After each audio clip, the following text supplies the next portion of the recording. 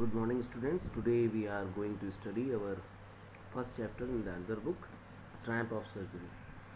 So, in this lesson, we are going to discuss what kind of surgery has been taken without any kind of medical instrument.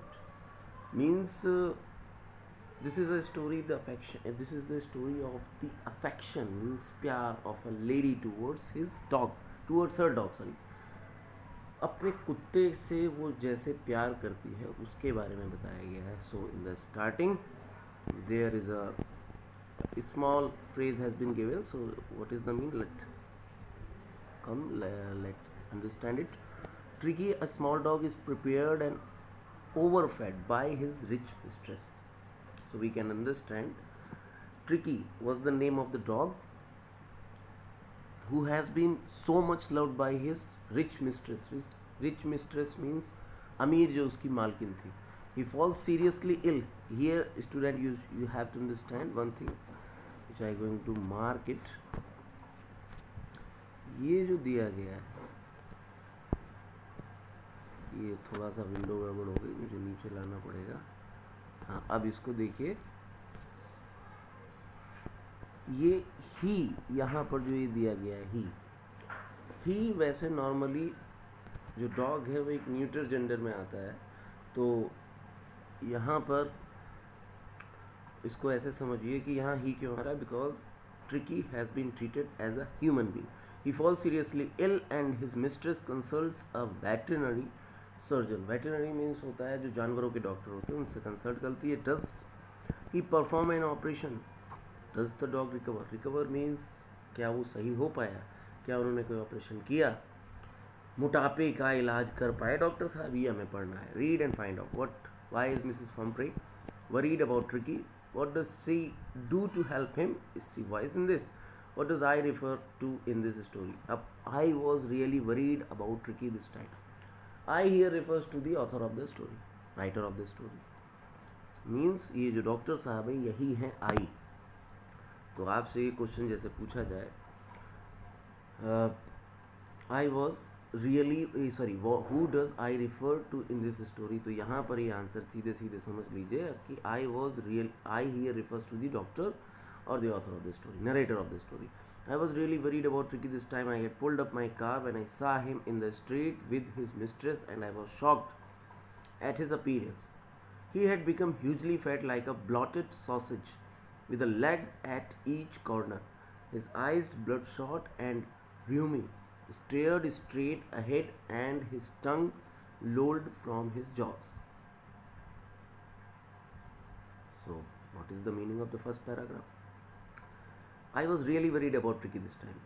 इस बार, यानी कि इससे पहले भी वो treatment कर चुके थे ट्रिकी का, लेकिन इस बार जो हालत थी वो ज़्यादा ही मुझे लग रहा था कि ख़राब होगी. I had pulled up my car when I सा him in the street.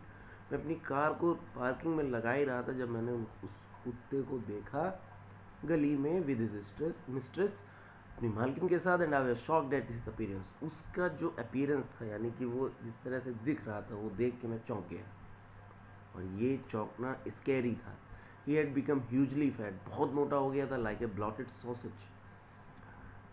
Hot dog हम खाते हैं तो उसके अंदर का जो बीच का हिस्सा होता है गोल गोल टाइप का, at the end of this lesson I will send you the picture of sausage.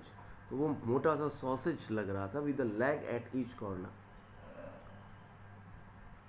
जैसे हम लोग आटा बेल के जब उसकी बड़ी सी वो एक वो बना लेते हैं स्ट्रिप टाइप की, जिसके बीच से लोइयाँ काटते हैं, ठीक उसी तरह वो मोटा हो गया था with a leg at each corner. अब सपोज करिए उसी आटे की बड़ी सी जो, जिसको हम डो कहते हैं, हिंदी इंग्लिश में डो कहते हैं, हिंदी में हम उसको मड़ा हुआ आटा बोलते हैं, उसी के चारों तरफ आप इतनी बड़ी डंडी चिपका दीजिए.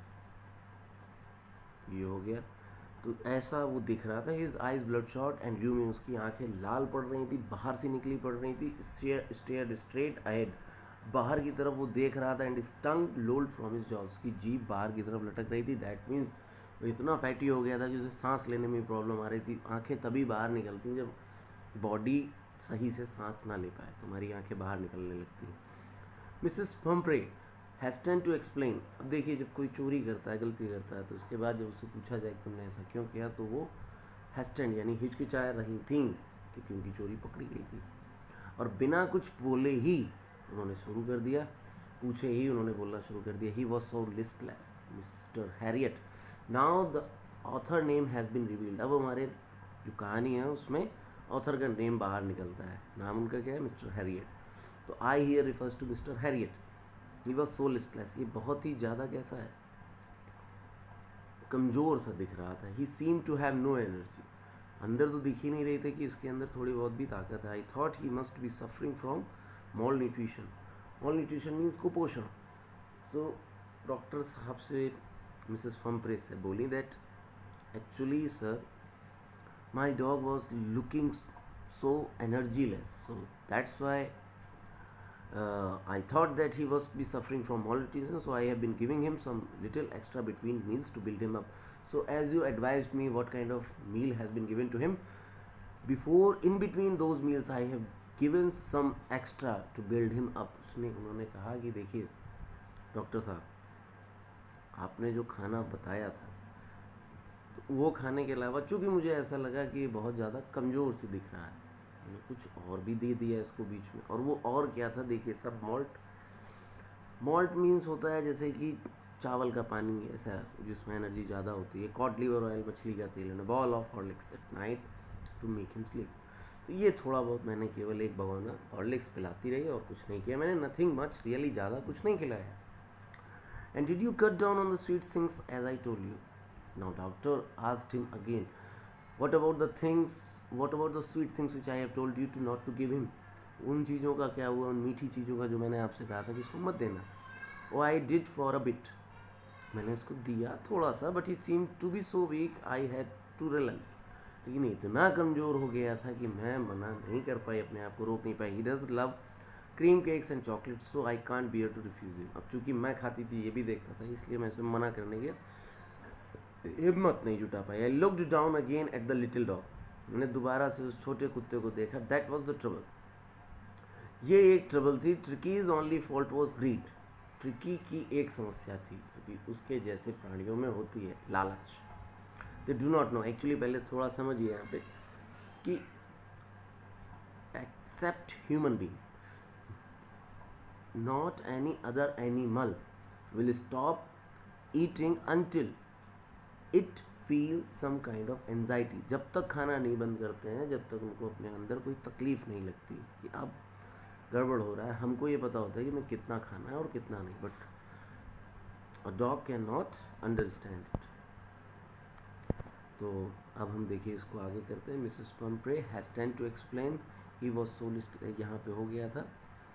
तो and oh I can't bear to refuse, I look down again at the little dog, मैंने जो है लिटिल डॉग के दोबारा से देखा। यहाँ पे हम लोग हैं, देखिएगा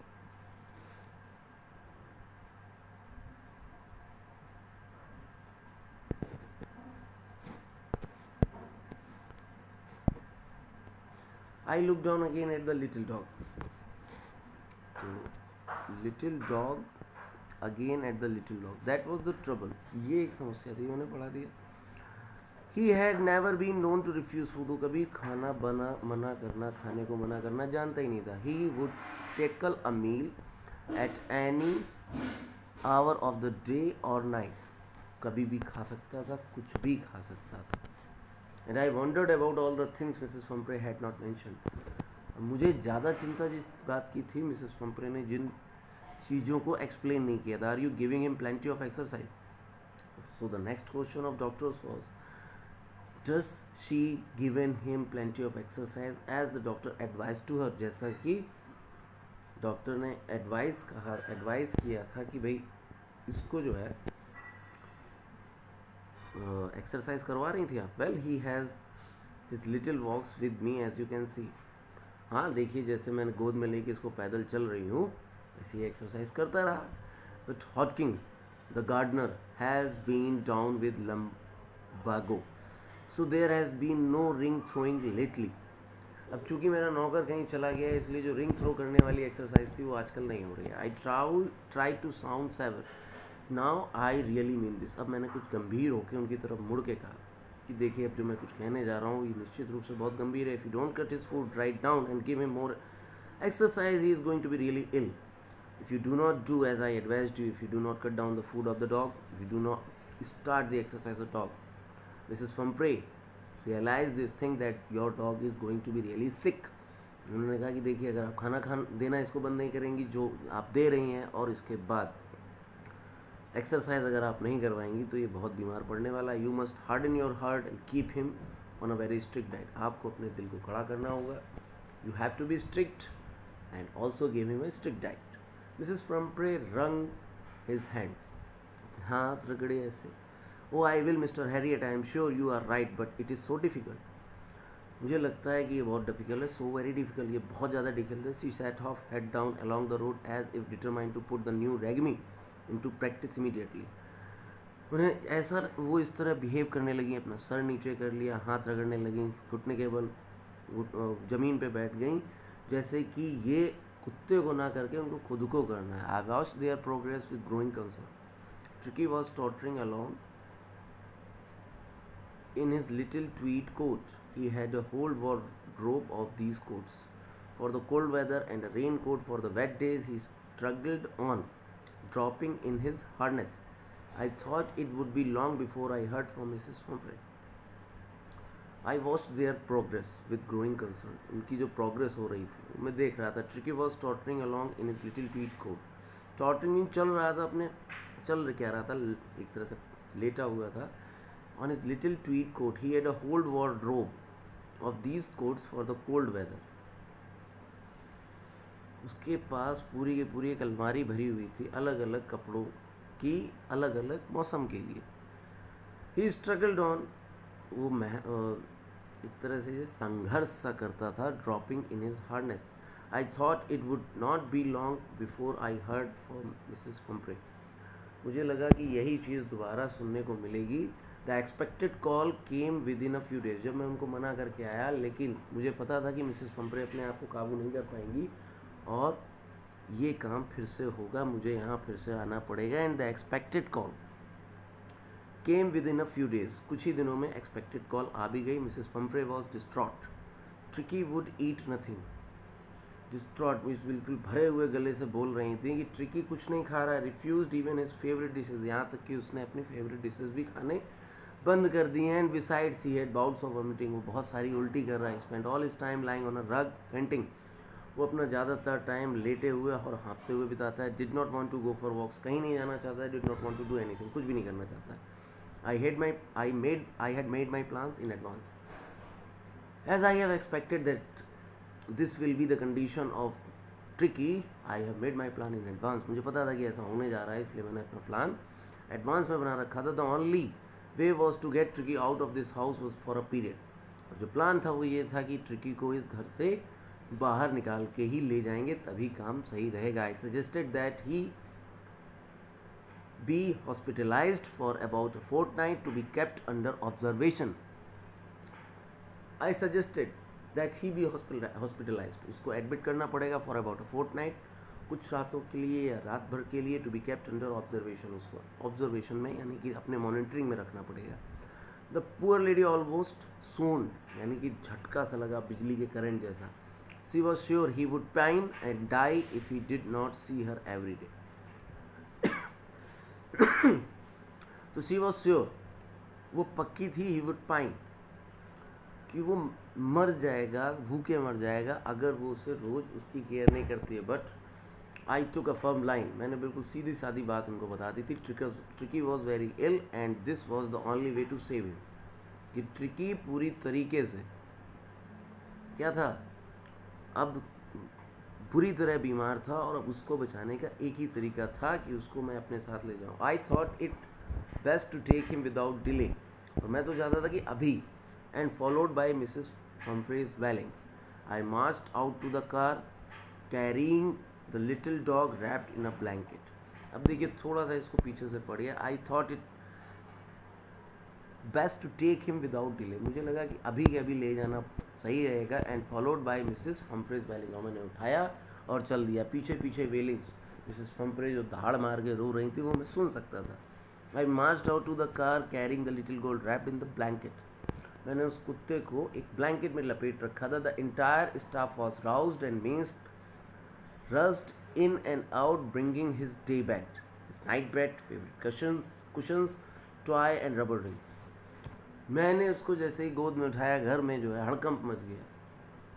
जितने घर के नौकर थे सब इधर उधर भागने लगे. जो मेड्स थी उसकी वो उठाने लगी क्या, उसके जो दिन में जिस बेड पे सोता था वो वाला बेड, जो रात में जिस पे सोता था वो वाला बेड, फेवरेट कुशंस जो उसके थे वो, टॉयज जो उसके थे वो, रबर रिंग्स जो उसकी थी वो, breakfast ball, lunch ball, supper ball, whatever the ball he had, वो सब उठा डाला. Realising that my car would never hold all my stuff. मुझे लगा कि ये सारे जो इतने सारे सामान हैं, ऑल दिस स्टफ मेरे कार में तो आएंगे नहीं. I started to drive. अभी मैंने कार चलाना शुरू कर दिया. एज आई मूव्ड ऑफ, और जैसे मैं आगे बढ़ता गया, Mrs Pumphrey with a despairing cry threw an armful of the little coat through the window. जैसे ही मैंने गाड़ी आगे बढ़ाई, मिसेस पंपरे ने आर्मफुल ऐसे उठा लिए और पूरे फेंक दिए उठा के मेरी कार पे, इतने बड़े कपड़े कि इसको और ले जाओ. ये निराशा भरी एक वो थी चिल्लाहट. ठीक है. I looked in the mirror before I turn the corner of the drive. जब मैं मुड़ रहा था उनके घर की तरफ से, तो लास्ट बार मैंने घर की पीछे से मैंने देखा पीछे क्या हो रहा है, तो सब एवरीबडी वॉज इन टीयर्स. हर कोई रो रहा था. Out on the road I glance down at the pathetic little animal gasping on the seat by my side. मैंने देखा कि वो बेचारा प्राणी जब उस पर पड़ा हुआ है, सीट पे बस पड़ा हुआ है. पेटेड, मैंने उसको थपथपाया द हेड, उसके सर को. And Tricki made a brave effort to wag his tail. और ट्रिकी ने भी एक बहादुरी भरा एफर्ट दिखाया अपनी पूंछ हिला के. पुअर ओल्ड रेट बेचारे. I said you have not a kick in you but I think I know a cure for you. मुझे पता है कि तुम्हारे अंदर ज़्यादा वो नहीं है इच्छा अपने आप को सही करने की, बट मुझे पता है कि तुमको कैसे सही किया जाए. तो आज के लिए बस इतना ही. रेस्ट पार्ट हम इसका कल पढ़ते हैं. Thank you very much.